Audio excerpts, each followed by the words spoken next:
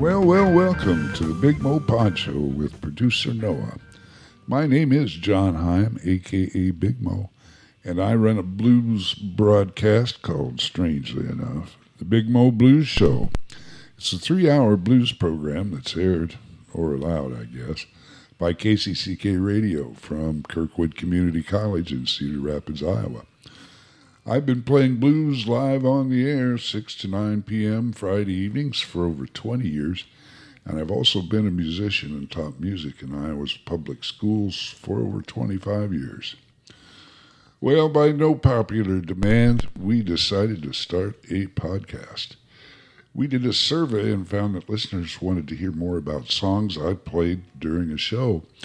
And we decided that the best way to do this, without the host looking too stupid, was to create a game called Why'd You Play That? It's a mashup of Drop the Needle and Name That Tune, where I'll try to debunk the notion that disc jockeys never remember what they play or why they played it. You can check your own blues knowledge against mine, and this will be a chance to learn a little bit more about how I do things and the thoughts that go behind the show. Joining me in the Singing Cowboy studio with all the knobs and dials is my trusty 20-something sidekick, producer Noah, with the game rules, such as they are, and other producer stuff. Howdy, folks. Hope you're all doing well. We are going to be going through 5 songs for Friday, June 27th show, 2025, and I will ask the eternal question, why did John play that? He will, A, try to identify a song, B, say something about the artist, and C, finally, why did he play it? We don't have a point system, but making up the rules is part of our game. Let's kick this game off with track number 1.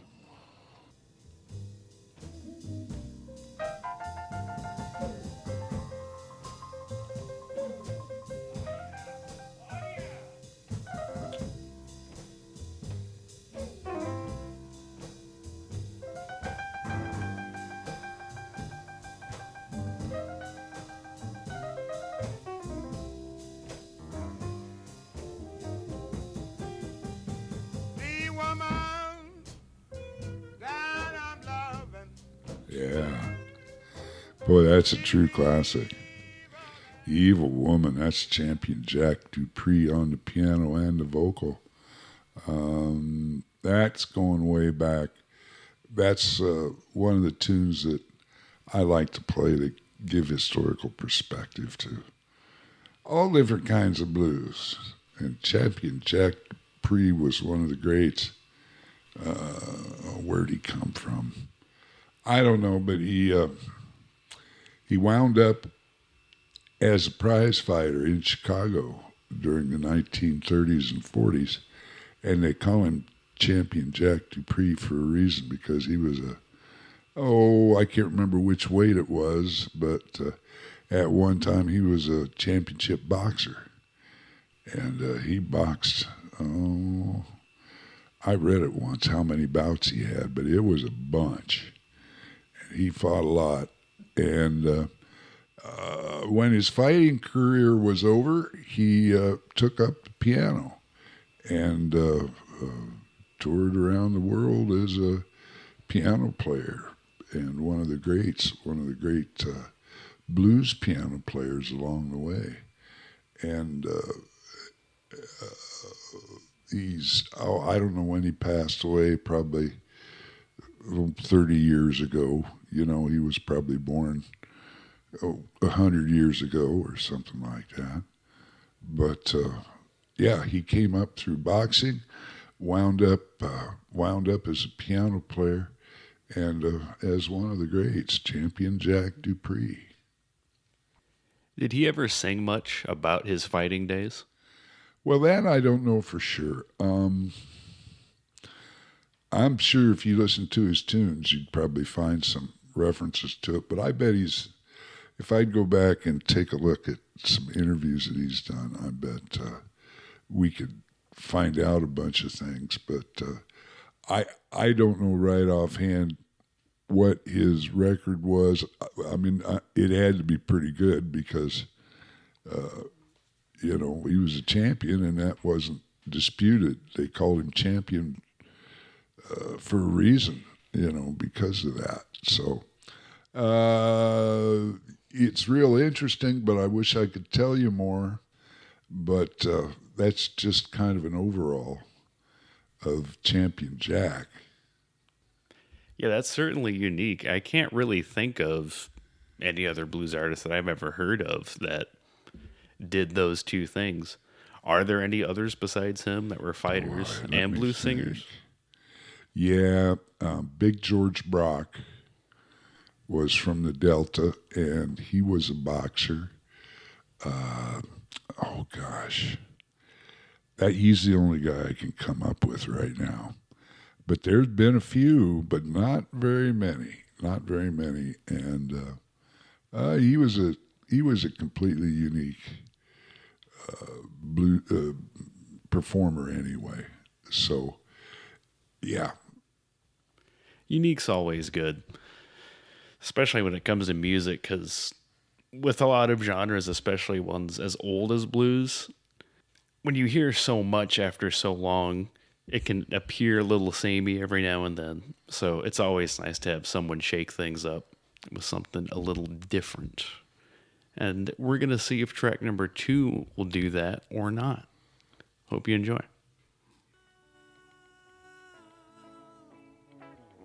These changes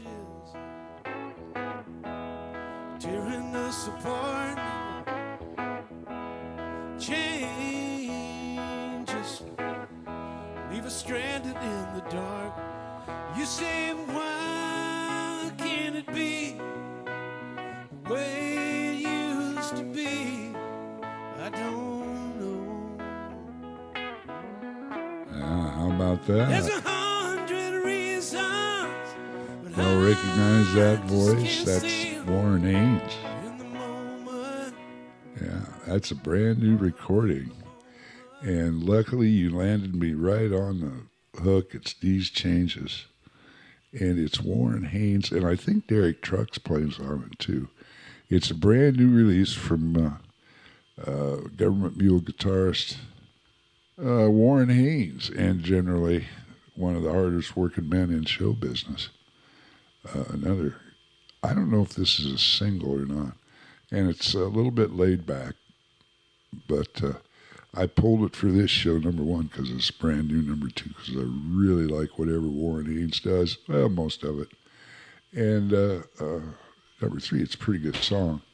So I put it on the air, and Warren Haynes, what can you say about him? I mean, he's been around for the last 30, 40 years, at least since a few years before the millennium, and with Government Mule, and just being a soulful voice for the blues and for rock music, and great guitar player, always pushing things on, always coming out with new music, always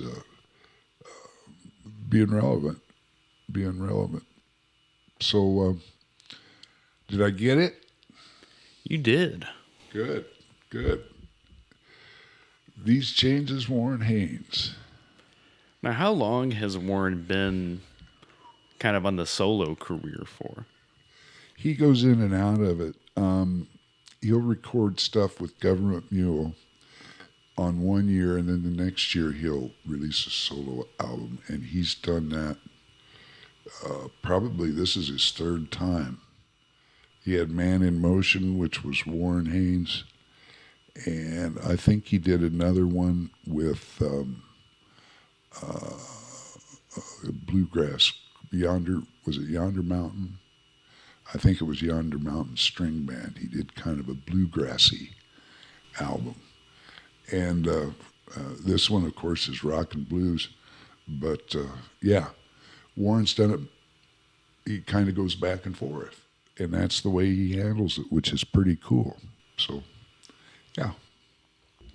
That's not a bad way to do it.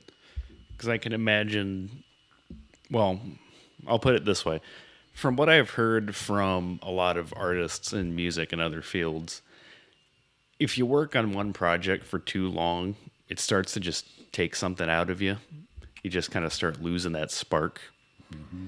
So when it comes to, going back and forth, I could see where that would probably be helpful for him. It's a good idea. It's a good way to do it. And he's got a lot of music to say. I mean, he's got a lot of things to say, and he can't necessarily say them with Government Mule, which is a great big project, which attracts thousands of people every time they play, blah, blah, blah. And they want to hear Government Mule songs. They don't want to hear his other library, so, which is toned down a little bit. Yeah, that's the only thing with getting too big. Then people always expect the same thing out of you. A victim of their own success. That's it. As one would put it. As one would put it. And that's how you deal with it, creatively. Yeah, he was able to figure out how to make that work. So that is pretty impressive. And now we are going to move on from one artist to another. This will be track number 3.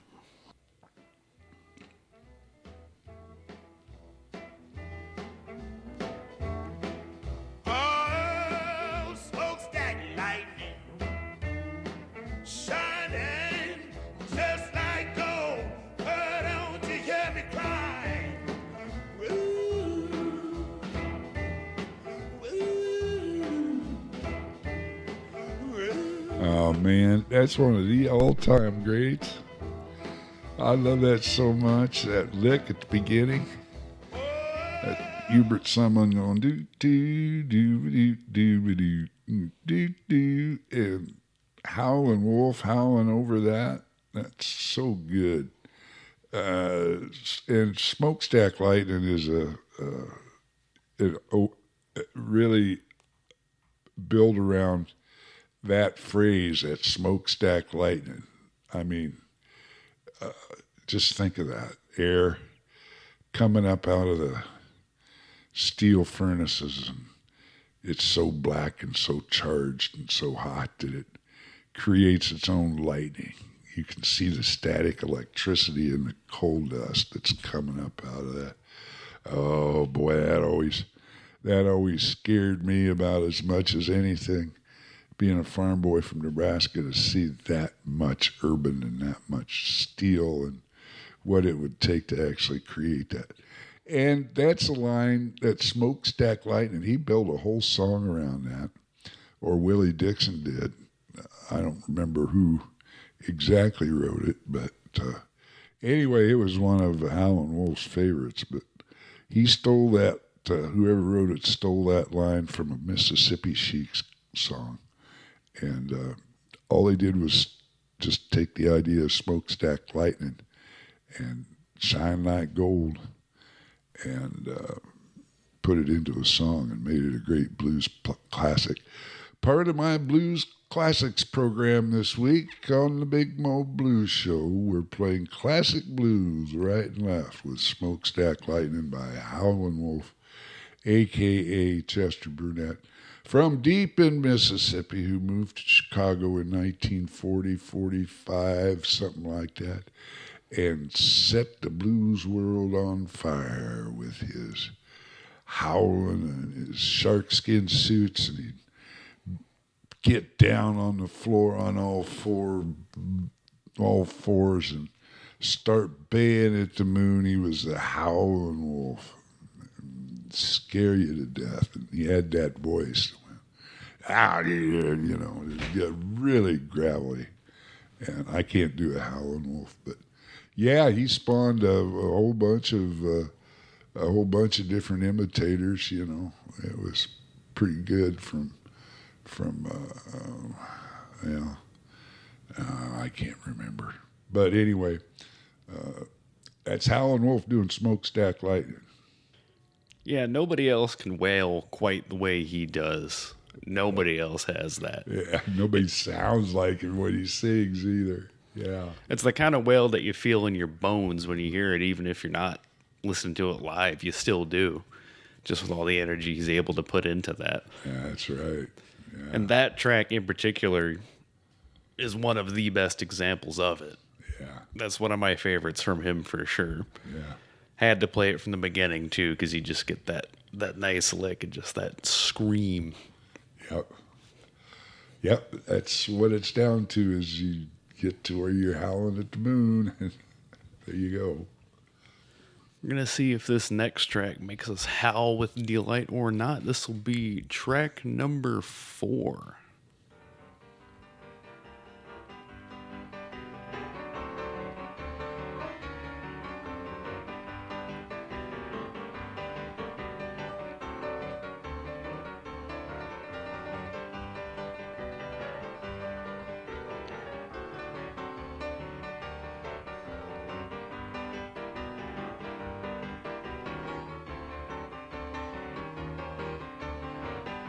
You drop that right in the middle of piano solo.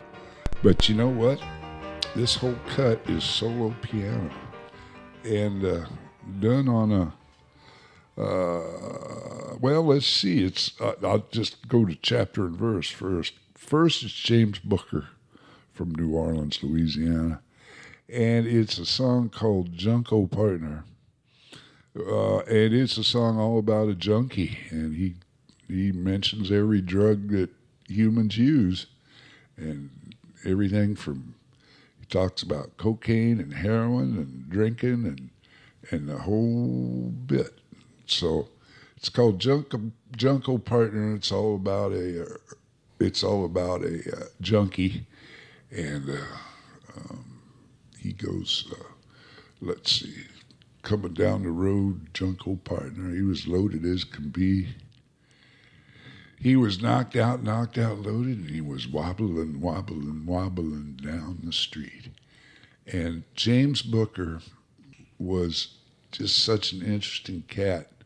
He just, through his whole life, just figured out how to survive.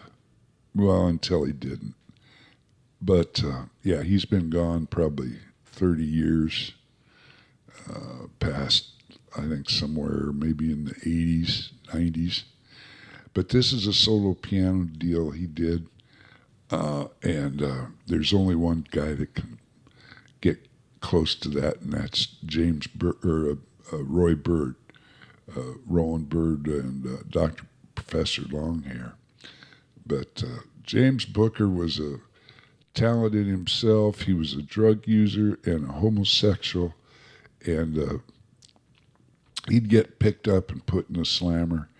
And he was in the slammer, in and out of the slammer, in and out of the slammer for drugs and being a gadabout. But when he was straight and good, boy, was he an amazing piano player. His piano playing just always, to me, sounds like a carnival. Everything he plays sounds like a merry-go-round. And there will be 3 and 4 parts going in his playing. If you listen, he's got them, and try to isolate them. He's got every figure that he plays just dances around, whether it's in the middle register or whether it's on the low, and he gets that pattern going. That I don't know, that pattern that's a little bit Latin and a little bit classical and a little bit merry-go-round and a little bit New Orleans. And he gets that groove going, and it's just wonderful. So I think this thing is probably 5 minutes long of solo piano, and there's just no better example of New Orleans piano than James Booker. We did a gig one time with the Saints where we opened for the Preservation Hall Jazz Band, and we were playing Gallagher Blue Dorn. And before the gig, the piano player in our band, John Schultz, who had been listening to a lot of New Orleans piano, he waited till the old guys from Preservation Hall were in the room, and then he went over and warmed up a little bit, and one of the old guys was listening to him, and John got done, and he says to John, he says, "Hey, buddy, you're tearing him up." He says, "You've been listening to Booker." And John just couldn't have been happier than to know that gentleman from New Orleans recognized all his James Booker licks and what he was playing on the piano. There was only one John Schultz. He was the guy that loved figuring out all the New Orleans piano tricks and could do them. So there you go, James Booker and the Junko Partner of the Junkers Blues on KCCK. Are there any stories from Booker's life you could pick out that are particularly interesting or that you remembered? Because with all those descriptors you gave me, I got to at least try to ask about something there. Well, you got to. I'm trying to remember specific Booker stories, but he was just kind of always a mess. You know, he was just, and you could never count on him for anything. But when he was good, and he was really, really, really good. So I think just hearing him as a solo act, we're all pretty lucky to be able to catch all that without an ensemble. And that's the way he worked most of the time, was to just work alone. And he'd go into a club and play for drinks, you know. And that's a lot of what he did, was just playing for drinks and playing for tips. And of course at the time, every New Orleans bar had a piano in it. And he could get by doing that way. Yeah, I'm glad we were able to catch him when we did, and we got some good stuff out of him before he moved on to greater pastures. But now we are going to appreciate one more artist tonight. We got one more track that'll be number 5.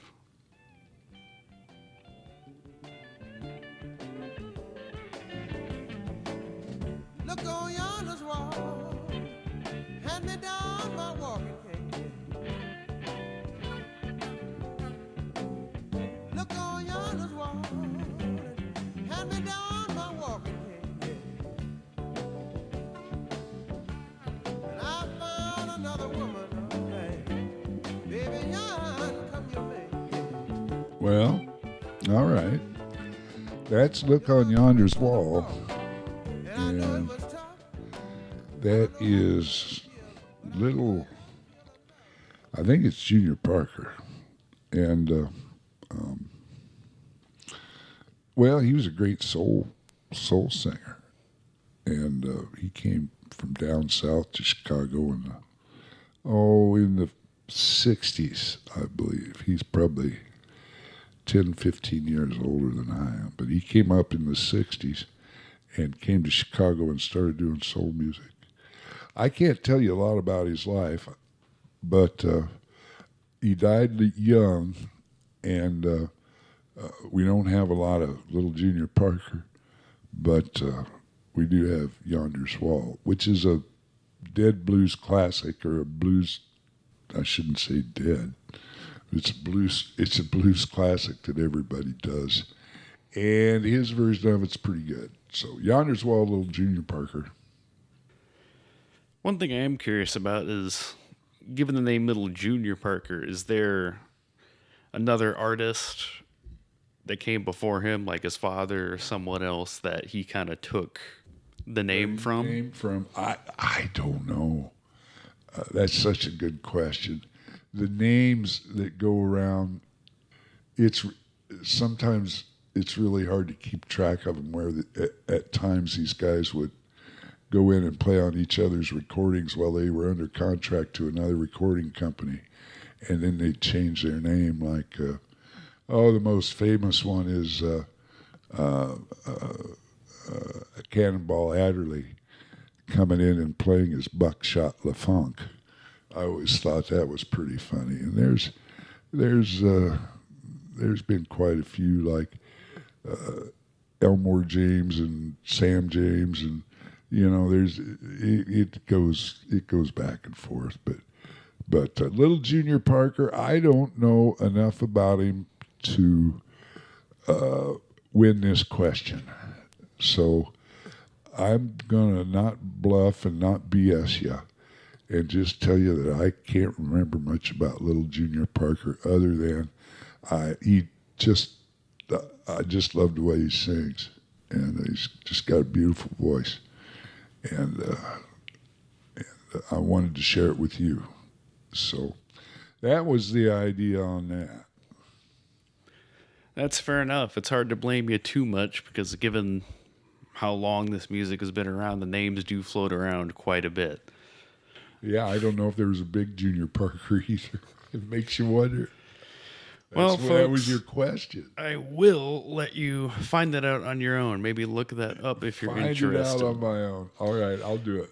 Thanks, buddy. And those were some of the thoughts that go behind a show. Hope you enjoyed taking a peek behind the curtain. You can find the Big Mo Pod Show on kcck.org/BigMoPod, iTunes, Apple Podcasts, Pocket Cast, and Overcast. The Big Mo Blues Show is on Friday nights from 6 to 10 on 88.3. We'll see you next time.